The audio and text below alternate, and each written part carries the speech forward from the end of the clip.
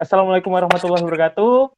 Selamat datang teman-teman di Suara Warga KT. Ya, hari ini kita bakal diskusi sama teman-teman kita dari Samboja nih, ngomongin tentang ya pendidikan di Samboja. Emang kenapa sih di Samboja nih kok perlu kita omongin gitu?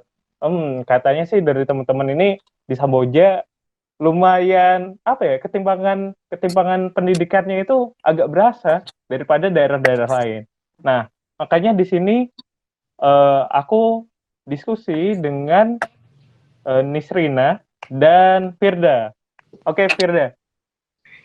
Oke, sebelum kita mulai, Iya. kita kenalan dulu kali ya. Dari Nina dulu deh, kenalan. Aduh, sinyalnya.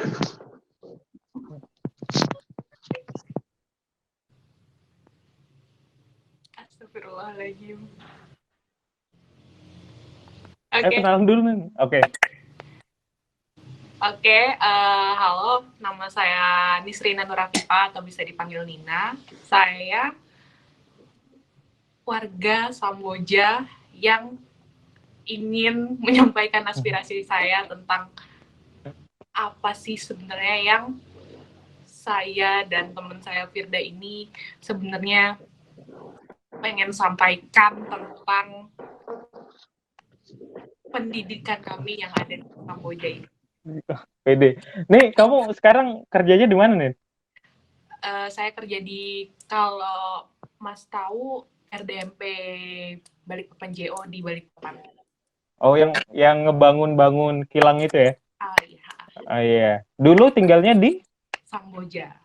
Di Samboja, di tepatnya di Margomulyo. Warga Mulia. Ya, jadi ini warga Samboja asli ya. Oke, terus berikutnya Firda deh, kenalan dulu Fir. Silakan. Ya, halo. Namaku Salsabila Elfirdausi, panggilannya Firda. Sekarang aku masih kuliah mau semester 7 di Fakultas Kedokteran Universitas Brawijaya. Aku juga sama kayak Nina, benar-benar dari dulu tinggal di Samboja. Oke. Ya, kalian dulu satu SMA nggak sih? Satu SMA. Oh iya, di SMA 1 Samboja ya berarti? Iya. Oke. Oke, jadi kan seperti topik kita ya, yang udah kita bahas kemarin dan yang kita sampaikan di sini. Aku mau nanya dulu, pertama dari teman-teman nih, gimana sih? Kan kita ngangkat ini karena merasa ada ketimpangan di pendidikan Samboja dibandingkan tempat-tempat lain. Emangnya menurut kalian apa sih yang beda dari pendidikan Samboja gitu? Oke, mungkin dari Nina dulu, silahkan. Oke, kalau saya bakal bahas masalah fasilitas sama SDM-nya, tapi SDM di sini saya bakal bagi dua nih sama Firda. Firda bakal bahas masalah bimbel sama olim yang ada di sini. Saya lebih ke organisasi di sekolah kemarin saya belajar. Jadi gini, ini sih pertama masalah fasilitas sekolah ya Mas. Ini asumsi saya aja sih. Kayak saya tadi sempat searching mengenai kayak kenapa sih sebenarnya kita tidak mendapatkan fasilitas semestinya yang kita dapatkan di setiap sekolah-sekolah. Mungkin asumsi saya adalah karena Samboja ini letaknya jauh dari kota, kayak jauh banget dari kotanya sendiri gitu loh. Kutai Kartanegara kan berarti yang mencakupnya tuh Tenggarong. Nah, di sini tuh kemarin saya searching, Kutai Kartanegara itu punya 18 kecamatan dengan luas wilayah 23.601 km persegi. Sementara saya bandinginnya dengan kota terdekat aja kayak Balikpapan dan Samarinda. Nah, Balikpapan tuh punya 6 kecamatan dengan luas wilayah 527 km persegi.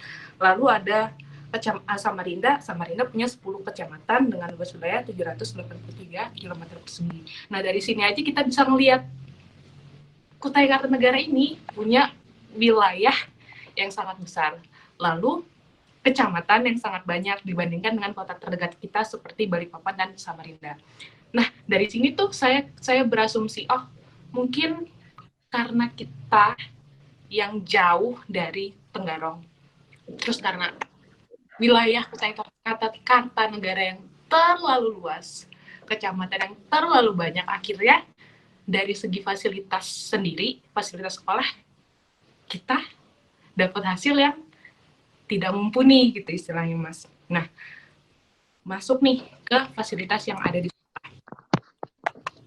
Jujur, kalau kayak lab, laboratorium, terus kayak aula sekolah, terus kayak perpustakaan, itu tuh kita nggak ada. Ada pun itu yang kayak ya udah lah ya gitu kan fasilitasnya.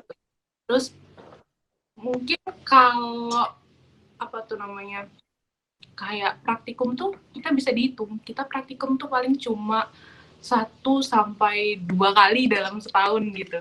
Jadi kayak istilahnya tuh asal oh kamu anak IPA, kamu ngerasain praktikum udah gitu.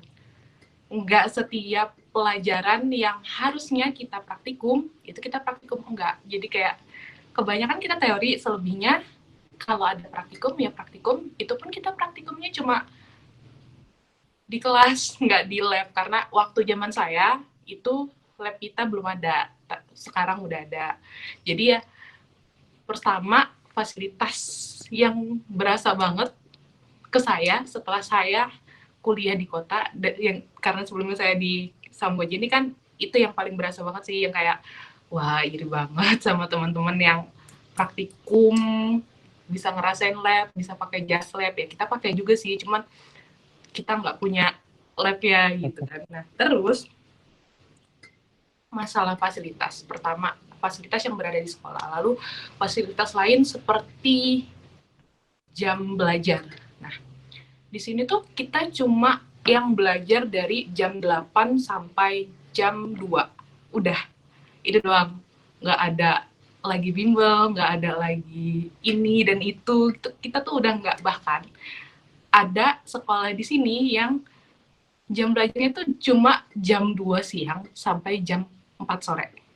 Udah. Wah, itu SMA. Itu SMA. Itu SMA. Serius. Nah, terus dari sini tuh kita nggak merasa ada yang salah di pola ini. Kita ya balik lagi karena kita mainnya di sini aja, dan kebanyakan siswa-siswi di Samboja itu merasakan hal yang sama. Jadi kayak berangkat jam 8, pulang jam 2, udah. Itu pun kalau misalnya kita mau UN, ada bimbel, terus kita pulang ke sore, jam 4, jam 5 tuh, kita udah yang kayak, ih berat banget sih kalau dibandingkan. Nah, ini kita kayak, ih berat banget, lama banget sih. Nah, sementara orang-orang di kota tuh yang kayak, udah bimbel ini, nanti lanjut bimbel ini, bahkan pulangnya bisa sampai malam kan. Kita di sini tuh yang kayak, pulang jam 5 tuh, untuk kita tuh udah kayak, ih lama banget, capek banget sih, ya ampun gitu loh.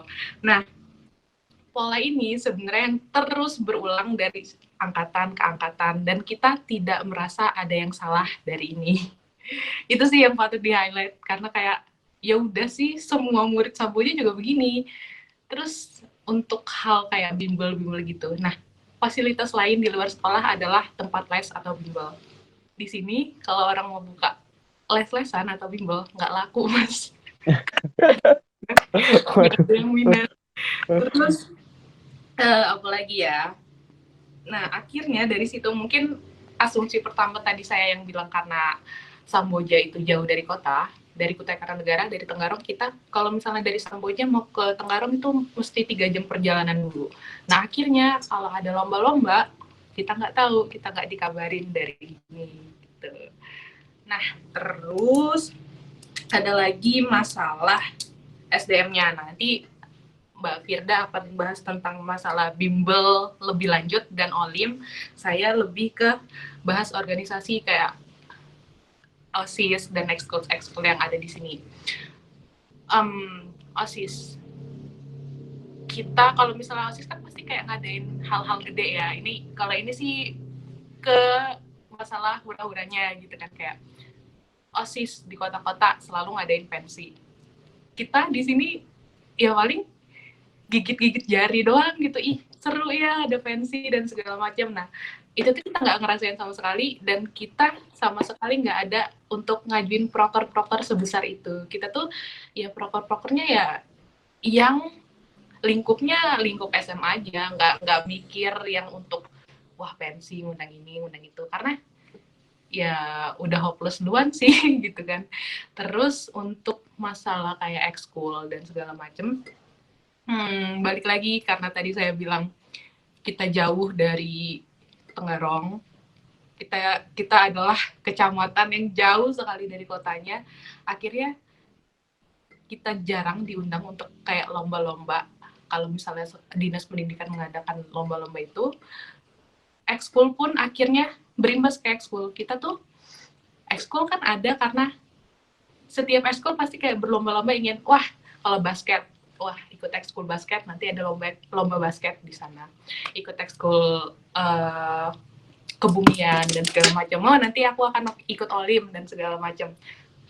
Ikut ekskul yang berbau bahasa Inggris. Oh nanti aku akan pergi debate, aku akan pergi speech. Nah karena balik lagi karena kita nggak diundang, jadi faktor pemicu untuk ikut ekskul, untuk belajar lebih dalam itu nggak ada karena kita udah hopeless duluan gara-gara kita nggak diundang itu kan. Nah terus lagi di sini dari segi kuantitas gurunya juga, jadi karena kebanyakan guru bisa megang 2-3 pelajaran. Terus habis itu untuk ekskul kita nggak punya pembina dari luar. Kebanyakan ekskul yang ada di sini adalah ekskul yang dibina oleh guru kita sendiri, yang mana guru kita sendiri itu pun di dalam sekolahnya di luar ekskul ya, di luar ekskul lagi dia sudah megang 2-3 pelajaran, habis itu dia megang lagi ekskul, ya itu kan berarti kayak pasti ada satu hal yang bakal keteteran. Nah akibatnya ekskul di sekolah keteteran, jarang banget ekskul di sekolah kami itu bisa survive. Kalau enggak, ya itu kayak kita sudah hopeless duluan dan nggak ada faktor pemicu yang bikin kita semangat. Oh, aku mau ikut ekskul ini karena aku ingin lomba ini. Itu nggak ada. Gitu deh. Kayak mungkin kalau dari saya itu dulu, nanti bisa dilanjutin sama Mbak Firda. Oke, ini menarik ya. Apalagi terkait jarak nih. Tadi ke Tenggarong berapa jam ya? 3 jam. 3 jam. Padahal kalau dari Balikpapan itu cuma sejam ya. Yeah. Aku biasa ke Gunung Lampu itu ya paling bolak-balik sejam, 2 jam sih bolak-balik. Tapi berarti sejauh itu ya. Oke. Oke, kita lanjut deh ke Mbak Firda. Nih, kan tadi ngomongin tentang kayak guru, jumlah guru, kualitas guru, dan lain-lain. Kalau dari Mbak Firda, gimana sih tanggapannya terkait itu? Terutama tadi aku dengar dari Nina katanya satu guru itu bisa mengampu beberapa pelajaran. Padahal kan itu nggak ideal ya, apalagi untuk anak SMA. Emangnya gimana sih? Apa sih masalah guru di sana gitu? Dari perspektif kalian aja, Firda. Iya, itu bener banget, Mas. Jadi, dan itu tuh nggak cuma satu, jadi lumayan banyak guru yang harus jadi pengampu. Ada tuh guruku yang ngajar fisika juga, ngajar ilmu TIK juga, ngajar pokoknya macam-macam deh. Ada yang biasanya kimia juga, matematika juga, agama juga. Ya, jadi kayak bener-bener dari segi kuantitas guru-guru kita tuh yang bagus di sini. Nah, bayangin aja gimana kondisinya kalau di sekolah-sekolah lain, kan. Terus yang masalah tadi organisasi sama ekskul, aku dulu jadi anak OSIS juga kan. Terus aku juga ngerasa di sana tidak terdireksi dengan baik, tidak terarah dengan baik. Jadi kayak kurang menjadi wadah buat pembelajaran self development, soft skill gitu-gitu buat anak-anak sekolah di sana. Jadi kayak dari segi akademiknya masih kurang, dari segi non akademiknya juga jadi kurang gitu. Kita kayak padahal tuh kita sendiri ngerasanya ada banyak banget potensi yang bisa kita excel, misalnya kita bisa kembangin lagi, tapi sayang ya itu tadi gara-gara fasilitas dan lain-lainnya kurang, jadi kayak sia-sia aja gitu. Terus lanjut nih ya Mas, Untuk masalah pengalaman lomba tadi, aku dulu ikut olimpiade, terus jujur, coba dari Mas Andri deh inget-inget kalau misalkan mau, olimpiade yang dari provinsi, itu biasanya pasti yang kepilih dari Bontang, Samarinda, Balikpapan mulu kan? Iya, bener bener bener.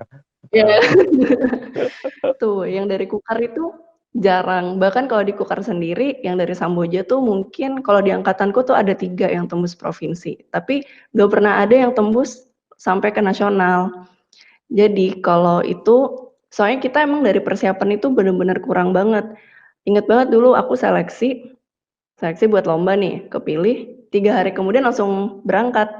Jadi beda banget kalau misalkan di sekolah-sekolah yang emang concern banget sama lomba, apalagi olimpiade ya, itu kan kayak mereka bener-bener ditempa berbulan-bulan, udah diajarin banget.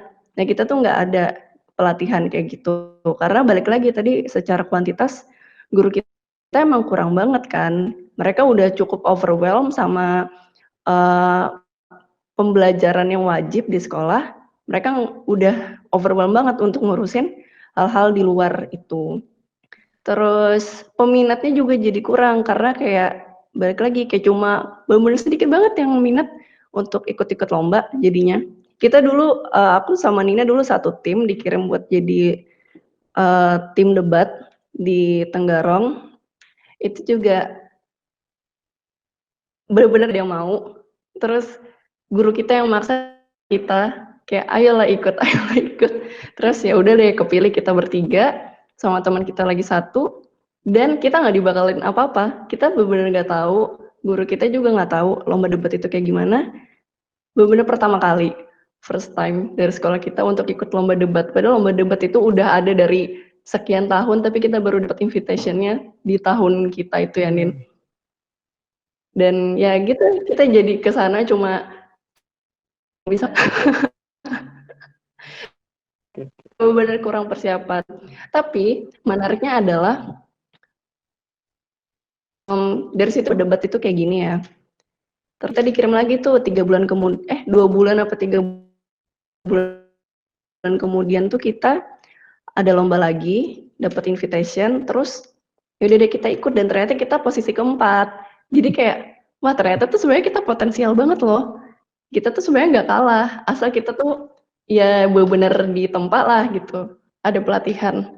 Tapi itu balik lagi tahun depannya kita nggak dapat apa-apa lagi, kita udah nagih-nagih guru juga, terus guru juga beliau bilang kita nggak dapat undangan atau apa-apa gitu.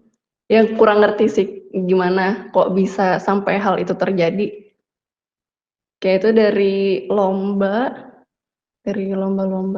Terus sama ini, masalah kuliah.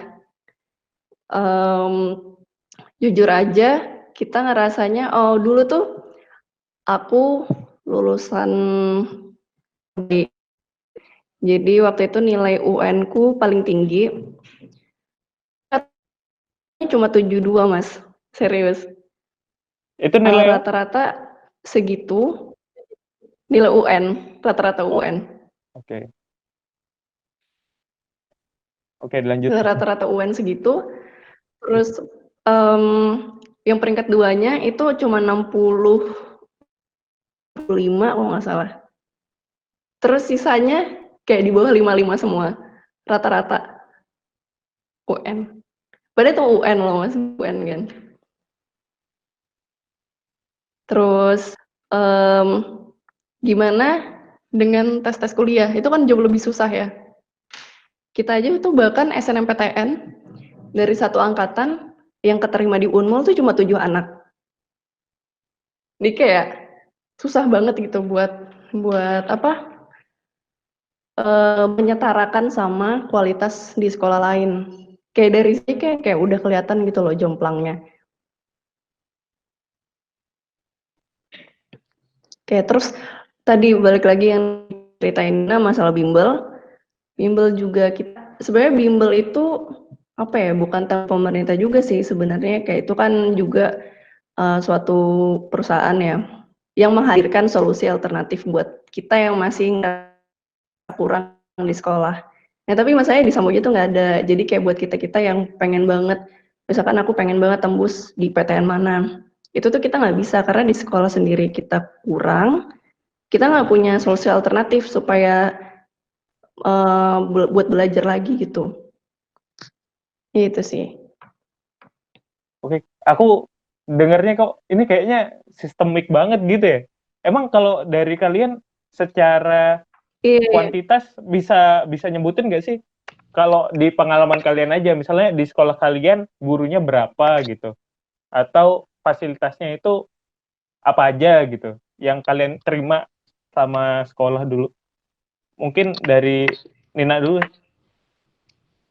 Guru kita berapa ya, Fir? Untuk SMA kita sendiri.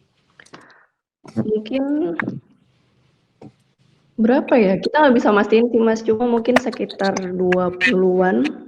Ya, 20-an 20. Tapi untuk kayak nggak satu nyampe SMA. 30 gitu sih. Iya. Oke. Emang muridnya Iya. berapa? Satu Muridnya berapa? Satu angkatan sekarang itu kan ada 6 kelas dikaliin 30 ya. Sekitar 180 itu buat satu angkatan. Wow, 180 dengan 30 guru. Oke. Iya, luar biasa banget ya berarti ya.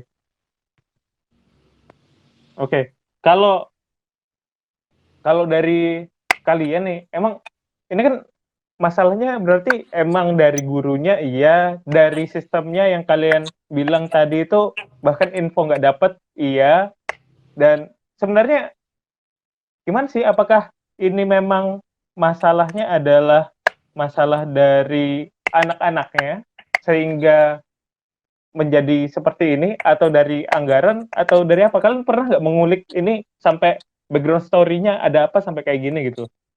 Terserah Nina atau Firda mau nanggepin. Kayak kalau menurutku ya Mas, ini tuh semua pihak yang turut andil sama kondisi ini. Aku pernah tanya sama guruku waktu itu, aku tanya tuh, "Pak, kenapa sih kok kita gini ya, kok saya ngerasanya di pelajaran kita di sekolah tuh bener-bener terlalu gampang kalau saya bandingin sama standar di nasional." Terus bapaknya bilang gini, "Ya dikasih segitu aja teman-temanmu gak bisa, apalagi kalau saya kasih yang nasional." Gitu. Jadi, dari guru-guru sendiri tuh kayak udah coba berusaha, tapi karena feedback dari anak-anaknya yang juga kurang, jadinya ujung-ujungnya jadi ngaruh juga kan ke mood gurunya buat ngajar, kayak gitu. Jadi kayak susah akhirnya menurunkan standar dan lain-lain. Jadi kayak itu tuh jadi kayak lingkaran gitu, yang dari guru berdampak ke siswa, siswa juga berdampak ke guru gitu. Kalau Oh itu gitu dari dari skala kecilnya, heeh. oke. Tapi kalau Kalau dari misalnya anggaran kita kurang tahu. nggak tahu ya. Padahal kan kalau nggak salah Kukar itu pernah jadi salah satu kabupaten dengan APBD terbanyak ya di Indonesia. Nah, aku kalau nggak salah pernah lihat gitu sih, tapi aku nggak tahu secara realnya gimana. Itu masa sampai nggak terasa banget sih gitu. Orang gimana ya, itu kayak lucu sih. Ya walaupun memang tidak bisa dipungkiri Kutai Kartanegara sangat luas ya. Bahkan mungkin bisa satu provinsi di Jawa kali segede Kutai Kartanegara gitu. Ya, oke. Kalau hal lainnya mungkin selain dari sisi anaknya gitu, ada nggak yang bisa buat kayak gini gitu? Apa sih? Ya, apa ya? Balik lagi kayak yang Mas Andri bilang, ini tuh sistemik. Jadi kalau untuk aku dan Firda sih kita sependapat kalau misalnya ini semua yang tergabung dari fasilitasnya, SDM dari murid dan gurunya itu tuh kena di sini gitu kan. Terus kalau masalah yang APBD Kukar banyak gitu kan, tinggi gitu kan, iya kita paham sih, cuman kayak kalau asumsi saya pribadi sih itu ya mungkin karena kita adalah kecamatan yang jauh dari kota di Tenggarong, terus yang kayak asumsi saya mungkin gara-gara itu kita jadi tidak mendapatkan fasilitas pendidikan yang tidak merata, lalu bahkan mungkin orang-orang di Tenggarong sana nggak tahu kalau ada SMA 1. Mungkin salah satu alasan kenapa kita diundang mungkin karena SMA kita setidak eksis itu, dan ya nggak apa-apa juga nggak ngundang kita gitu. Oke. Emangnya kalau kamu pernah nggak diskusi sama teman-temanmu yang ada di Tenggarong gitu, yang dari Tenggarong, emang mereka merasakan di Tenggarong bagus kok gitu? Apa pernah ngobrol kayak gitu? Atau di tempat lain deh yang di Kukar gitu?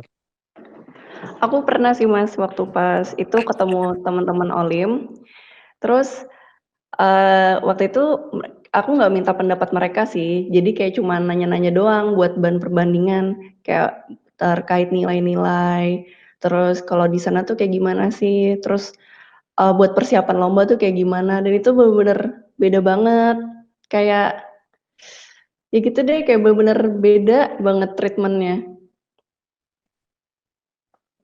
Oke, oke. Jadi itu lebih ke SDM-nya gitu ya? Kalau dari kamu ngeliatnya? Iya sih dari SDM, tapi mungkin ya itu karena tadi yang dibilang Nina, karena dekat sama pusat, maksudnya dari Tenggarong, jadinya lebih enak kan, apa sih, penyaluran dana dan lain-lain. Iya Oh kan, iya. kalau kita kan jauh banget, bahkan kayak guru aja tuh mau nyetor-nyetor ke dinas pendidikan tuh kayak jauh banget kan, kasihan, kayak nunggu ngumpulin dulu baru, oh sekali-sekali ke sana gitu. Kayak nunggu momen ke Tenggarong dulu sekalian gitu, kayak jadinya susah juga kan kalau akses kayak gitu, cukup mempersulit juga. Iya sih. Kalau misalnya dari segi infrastruktur, sama teman-teman di Tenggarong pernah cerita-cerita nggak bedanya? Infrastruktur, kita mungkin pas ini sih, waktu pas lomba-lomba ke Tenggarong gitu, kayak kita ngamatin, oh beda ya gedungnya, terus ekskulnya lebih lengkap, organisasinya lebih banyak gitu. Terus sama prestasinya of course lebih banyak mereka, dan lulusan-lulusannya juga, lebih banyak yang tembus PTN yang bagus-bagus gitu. Oke, oke, oke. Nih, kan eh, teman-teman Nina sama Firda kemarin aku lihat ada buat satu platform ya, namanya Let's Scale Up kalau nggak salah ya. Heeh. Nah, kemarin kalian juga ada nyebar kuesioner tentang pendidikan. Nah, bisa diceritain nggak sih apa dari kuesioner itu yang kalian tanya dan apa hasilnya? Oke, sebenarnya ada banyak banget pertanyaan, sekitar 15 pertanyaan termasuk identitas diri dan lain-lain. Pertanyaannya tuh terkait soft skill, pengetahuan soft skill, apa yang mereka butuhkan, dan tentang awareness tentang pendidikan juga. Ada 2 pertanyaan ini Ilmu yang akan aku sampaikan di sini. Pertama, itu dari skala 1 sampai 5 berapa, menurut kamu pentingnya pendidikan? Jadi yang nganggap yang skornya 4 sampai 5 itu sekitar 70%. Jadi Eh, sisanya yang 3 ke bawah itu sekitar ya 20 sampai 30%. ini kuesionernya untuk anak Samboja ya? Atau Iya, buat Kukar? Samboja doang. Samboja, oke, oke. Mhm, Silahkan lanjut yang tadi. iya. Terus 70% lah yang awareness-nya lumayan bagus.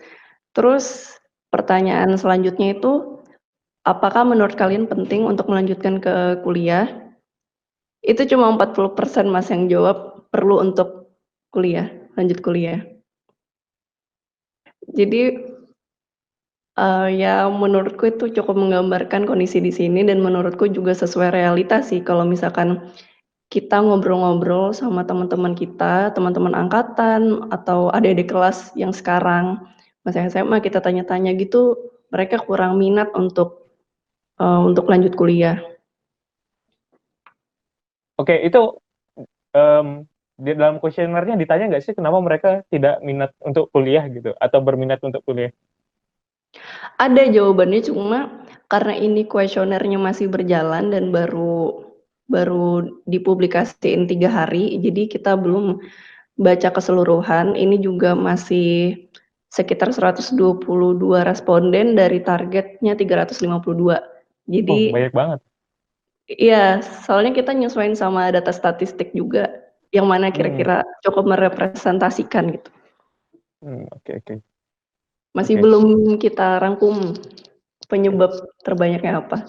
Tapi kalau secara sekilas saja sebenarnya apa sih yang jadi masalah dari ketidakberminatan mereka Hmm. terhadap pendidikan dan melanjutkan perguruan tinggi? Kan soalnya gini, ini kan bentar lagi di IKN. Bahkan pas corona ini proyek IKN ini nggak di stop gitu. Kalau teman-teman baca di berita-berita itu proyek IKN ini nggak di stop, dia tetap lanjut gitu. Emangnya kenapa mereka nggak berminat gitu? Padahal potensi itu banyak loh. Samboja kan nanti sama IKN mungkin hanya beda sejam ya, perjalanan sejam itu kayak Jakarta sama Depok lah gitu. Bahkan banyak orang Bogor itu eh, kerjanya di Jakarta. Emang mereka nggak terpikirkan tentang itu atau gimana gitu?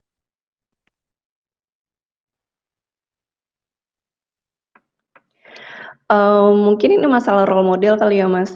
Soalnya tuh kalau aku tanya-tanya nih, dan juga beberapa kuesioner jawabannya itu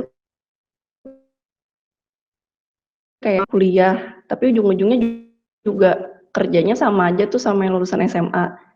Jadi semacam ada stigma kayak gitu.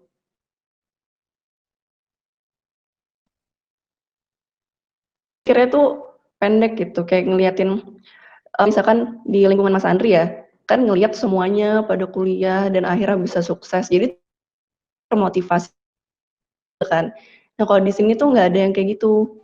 Ada tapi sedikit banget dan ya udah jadinya orang-orang pada narik kesimpulan kalau udahlah mending nggak usah, soalnya buang-buang duit dan waktu juga 4 tahun kuliah, terus gak jadi apa-apa juga percuma. Itu sih yang paling banyak. Terus mungkin yang kedua itu tadi fasilitas. Seandainya mungkin kalau misalkan kita ada tempat-tempat bimbel, ada dari sekolah juga mungkin ada program-program pelatihan persiapan masuk kuliah, mungkin mereka juga bakalan lebih terpacu mungkin ya, karena terfasilitasi gitu. Soalnya kalau dari aku sendiri kayak susah banget tuh dulu mau lulus kuliah tuh tes ini, tes itu nggak lolos-lolos, itu banyak juga yang jadi faktor. Akhirnya jadi kayak, ya udahlah aku nggak lolos di sana di sini, udah aku nggak usah kuliah. Jadi banyak kayak gitu, banyak juga yang kasusnya kayak gitu. Oke, emangnya kalau dari mereka sebenarnya selain role model gitu ya, emang bermasalah juga ya secara ekonomi. Maksudnya kan tadi kamu bilang ada ya udah nggak usah kuliah, buang-buang umur, buang-buang uang gitu. Emang kalau mereka yang eh, tidak berminat kuliah apa karena faktor ekonomi juga atau gimana sih di sana? Atau jangan-jangan oh mereka punya uang tapi ya udah emang nggak ada role modelnya aja ngapain juga gitu. Iya, sebagian itu begitu Mas. Jadi alasannya karena ekonomi. Nah itu balik lagi sebenarnya kayak kita tuh kurang informasi tentang beasiswa kuliah. Padahal kan beasiswa di Kaltim ini banyak banget ya dan lumayan besar anggarannya. Tapi kurang di surrounding, kurang diinfokan, jadinya mereka kayak, "Ya udahlah kuliah nggak perlu, soalnya butuh duit." Kurang sosialisasi itu. Nah sebagian lagi ada sih yang emang sebenarnya tapi mereka nggak minat, ada yang sesimpel itu juga. Oke. Ini menarik sih, soalnya ya kayak kamu bilang tadi, kalau kayak aku kan di SMA 1 Balikpapan. Ketika kamu lulus SMA 1, terus kamu nggak kuliah, itu kayak aneh gitu loh. Lah, lu mau ngapain nggak kuliah gitu kan? Ya, itu sih. Jadi kayak kuliah di SMA 1 Balikpapan, ya. Aku ngomong SMA 1 Balikpapan soalnya aku nggak banyak komunikasi ya sama anak SMA lain di Balikpapan itu kayak suatu kenormalan gitu kita kuliah gitu sementara mungkin kalau di Balikpapan sorry di Samboja itu nggak bukan suatu kenormalan gitu ya. Iya, kayak di sini tuh sebenarnya bukan lagi masalah kayak ekonomi, tapi lebih kepada mindset orang-orang di Samboja tadi yang seperti Mbak Firda bilang tadi kayak ya ngapain sih kamu kuliah ya paling kamu cewek-cewek ya kamu kuliah ya paling kamu balik-balik di sini ya udah kamu jadi ibu rumah tangga dan segala macam. Jadi kayak mereka itu sebenarnya mengambil contoh itu tuh nggak apa ya nggak valid gitu, cuma kayak ngelihat dari orang-orang si ini gini kok, si ini gitu kok, ya ngapain kamu capek-capek kuliah, buang-buang duit, mending kamu kerja aja, lebih menghasilkan dan segala macem. Lebih kepada mindset orang-orang Samboja yang sudah tertanam, udah kayak, ya kalau saya bisa bilang sih kayak, sepertinya warga-warga Samboja ini sudah berada di zona nyaman mereka, terus mereka nggak ngelihat ke luar gitu, jadinya oh di sini begini kok dan itu wajar, ya udah ini adalah hal wajar yang semestinya ada di sini. Kalau misalnya ada yang mencoba mulai break the rules, ya jadinya akan dapat pendapat-pendapat dan mindset-mindset yang seperti udah saya sama Firda tadi bilang kayak gitu. Ya itu sih kayak mereka kurang dapat pengetahuan dari luar dan udah menganggap hal ini hal yang wajar di sini. Oke, kalau aku boleh nanya lagi nih, sebenarnya apa sih sebenarnya ekspektasi pekerjaan dari pemuda-pemuda di sana gitu setelah lulus sekolah atau kuliah? Emangnya apa yang mereka ekspektasikan, mereka bakal jadi apa ketika mereka lulus pendidikan gitu? Kok gitu? Apa ya, Fir? Bisa nggak, Fir, kamu? Saya belum ada diskusi tanya-tanya lebih lanjut, tapi kalau yang kita tanya, orang-orang itu mereka kayak kurang setting goals aja mau jadi apa, kayak, ya udahlah lihat entar, kayak kebanyakan tuh kayak gitu sih yang kita tanyain. Jadi untuk dibilang bayangannya gimana kita juga nggak bisa jawab, nggak tahu deh. Gitu ya. Menjustifikasi juga, jadi Oke, jadi emang sebenarnya masa depan itu banyak dari teman kalian yang emang nggak kegambar, emang masa depan kita mau seperti apa gitu ya? ya, lebih ke let it flow. Oh, Udah. let it flow. Iya. Apalagi sekarang harga tanah di Samboja udah melambung tinggi ya, sampai MM-an sekarang kan. Wah, itu kayaknya mereka jadi tambah enak tuh, ongkang-ongkang kaki jual tanah warisan bisa hidup enak gitu kan. Termasuk saya sebenarnya. Oke, kita udah ngomongin banyak masalah nih. Jadi kayak gimana sebenarnya di sana fasilitasnya, SDM-nya, dan apa sih dari yang perspektif dari siswanya sendiri. Kalau kalian kan kemarin juga bikin platform ya, Let's Scale Up gitu, Samboja dan lain-lain. Sebenarnya dari kalian kira-kira apa sih yang bisa dilakukan oleh civil society kayak kalian atau dan dari pemerintah supaya kayak gini itu nggak terulang lagi gitu? Terserah dari Firda atau Nia. Oke, ngomong-ngomong tentang Let's Scale Up, itu ya ini berangkat dari masalah-masalah ini yang kita rasain. Jadi kita dan beberapa teman yang lain itu tergabung dalam satu tim. Terus kayak kita sering-sering brainstorming, kita buat apa ya, buat ngatasin masalah ini juga. Soalnya kalau ngerapin pemerintah kayaknya terlalu lama deh. Dan isu ini tuh jarang banget diomongin sama orang-orang, ya kan? Kayak Mas Andre aja juga baru tahu sekarang kan, padahal masih sesama Kaltim gitu.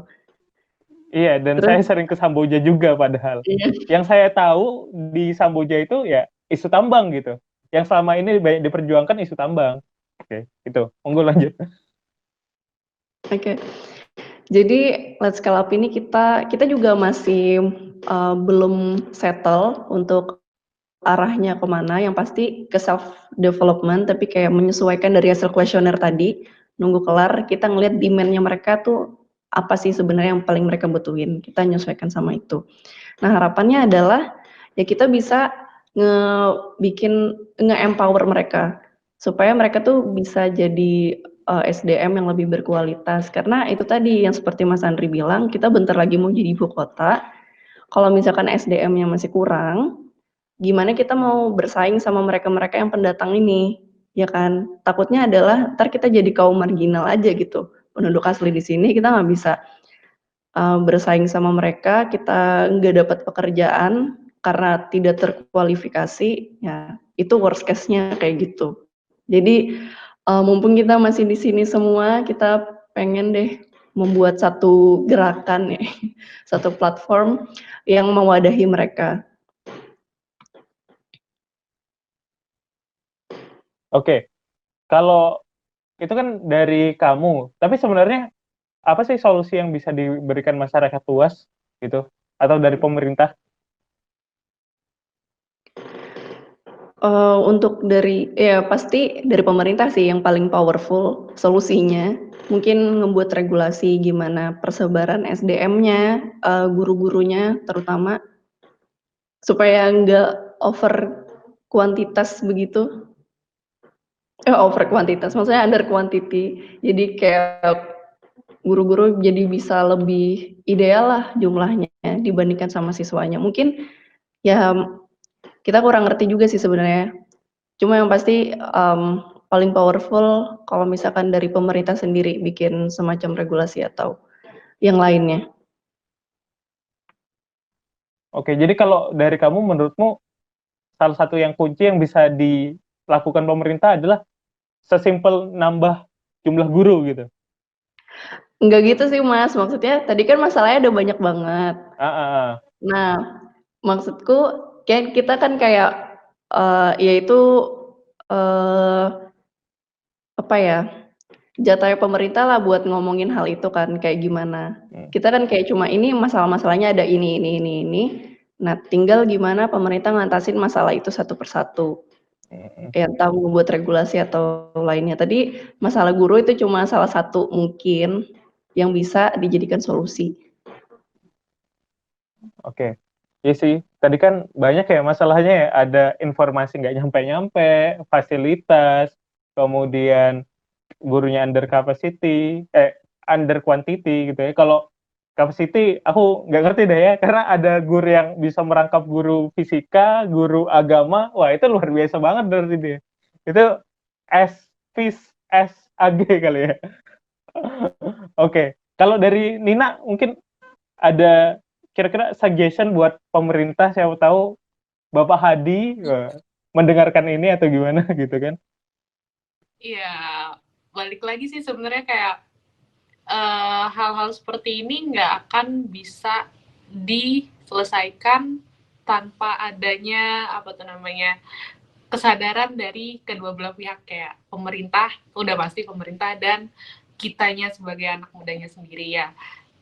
Kalau dari saya sendiri sih ya paling ngarepnya pemerataan fasilitas itu sih, jangan karena asumsi saya pertama ya, gara-gara kita jauh dari kota, lalu kita tidak mendapatkan fasilitas yang merata. Terus sebenarnya kayak bukankah ini dari Firda sih pas kita diskusi, kayak bukankah mendapatkan pendidikan adalah hak setiap orang gitu kan. Terus kenapa? Karena alasan kita yang jauh dari kota, lalu kita tidak mendapatkan fasilitas. Saya lebih ke fasilitas sih Mas, kayak sebenarnya pola ini bisa diperbaiki satu persatu kalau misalnya dari guru, dari fasilitas, nanti akhirnya akan berimbas ke belakang gitu loh. Jadi kayak kita bakal merasakan apa yang semestinya kita rasakan kalau fasilitas, guru-guru, lebih ke situ sih, lebih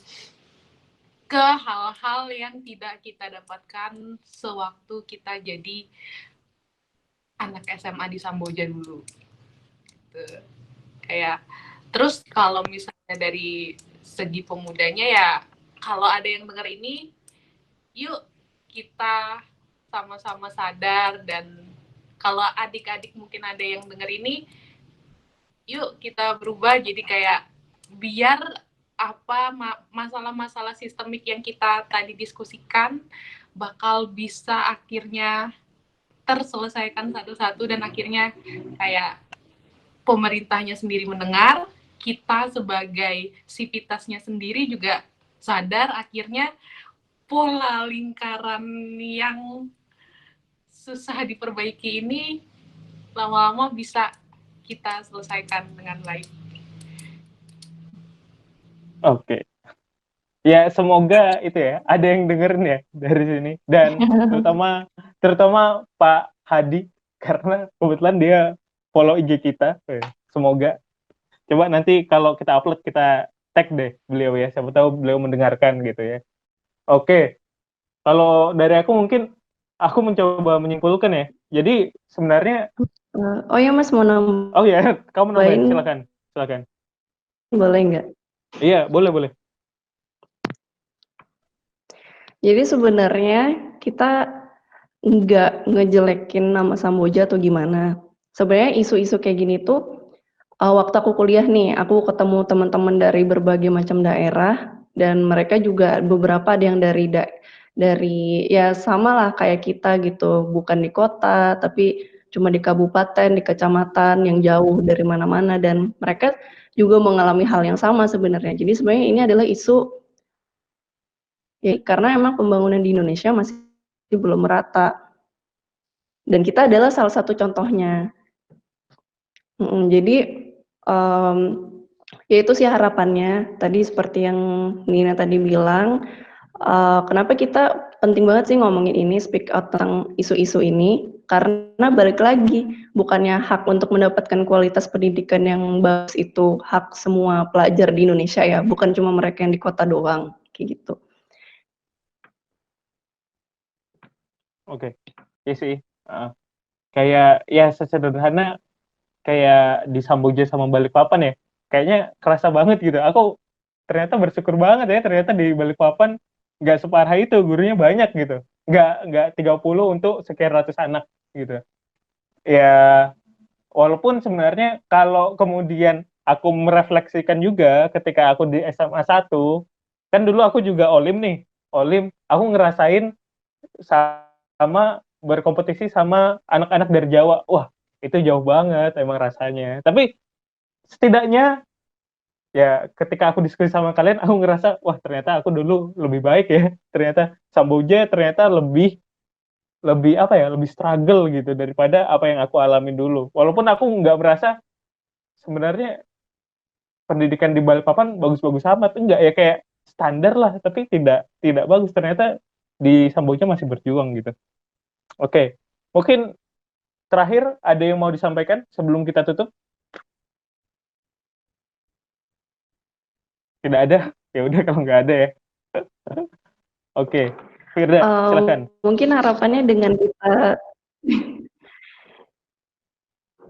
ya, mungkin harapannya dengan kita speak out tentang aspirasi kita ini, meningkatkan awareness dari orang-orang, kayak oh ini tuh juga merupakan sebuah masalah gitu. Padahal pendidikan sendiri itu kayak akar dari banyak hal. Yang mana kalau misalkan kalau kita pendidikan kita bagus, SDM kita bagus, maka masalah-masalah yang lain bisa teratasi juga gitu loh. Jadi ini tuh sebenarnya akarnya. Jadi semoga orang-orang bisa sadar akan pentingnya hal ini, terus semoga jadi Samboja jadi lebih baik, dan mungkin juga di daerah-daerah lain yang mungkin ngerasain hal ini juga berani lebih speak out juga untuk speak out masalah ini. Jadi deh semoga kedepannya bisa jadi lebih baik lah lewat forum diskusi Kaltim ini. Oke, makasih Firda, makasih Nina yang sudah mau nemenin aku diskusi ya. Ya semoga ini semua bisa jadi langkah awal buat kita ya menyuarakan daerah-daerah, mulai dari yang deket-deket dulu deh, Samboja, gitu kan. Dan nanti mungkin bakal lebih banyak lagi ya, kayak yang lebih lebih dalam lagi, kayak Kutai Timur dan lain-lain yang mungkin di media nasional atau bahkan di media lokal itu jarang diangkat. Terima kasih teman-teman. Semoga bisa diambil ya kebaikan dari sini. Nisrina mau ngomong sesuatu? Enggak. Oh, enggak, oh iya. Oke deh. Saya tutup ya, teman-teman. Terima kasih sudah menyaksikan diskusi kita. Dan inilah Suara Warga KT. Assalamualaikum warahmatullahi wabarakatuh.